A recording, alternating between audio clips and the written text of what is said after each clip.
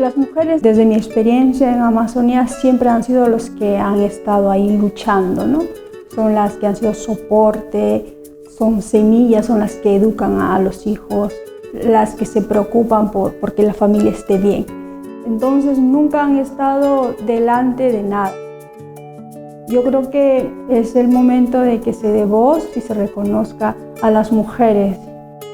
Creo que es el momento también de marcar, ¿no?, precedente, de consolidarnos como mujeres, como grupo, porque ante tanto desastre creo que tenemos la oportunidad de ser la voz de ayuda, de esperanza para todos.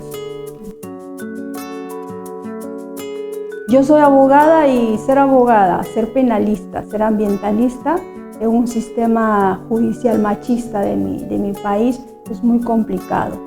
Y muchas mujeres abogadas se dedican a la defensa del medio ambiente, se dedican a litigar en los pasillos porque está sujeto a múltiples maltratos. Y ser defensora en la Amazonía en este contexto es muy complicado, hay que tener mucha fuerza.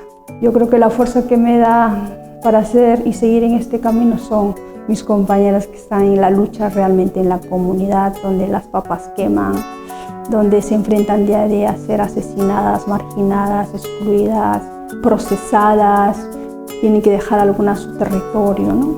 Todo un paquete de violaciones que se enfrentan las mujeres y nos enfrentamos.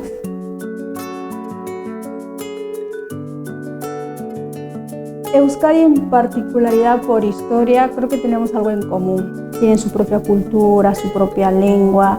También han pasado por procesos históricos de rechazo, de violencia. Y también es un lugar donde hay mucha sensibilidad sobre el tema ambiental, sobre los derechos humanos. Y yo lo que les diría es que así como ellos sienten que le miran diferente, también que no nos miren de manera diferente, ¿no? Somos ciudadanos de este planeta, de este mundo. Nos ha tocado nacer en América Latina, nos ha tocado estar en ese contexto, no lo hemos buscado. Y pese a nuestras necesidades, debilidades, estamos luchando porque tengamos igualdad de condiciones y todos y todas podemos vivir de la misma manera. Que todo está conectado.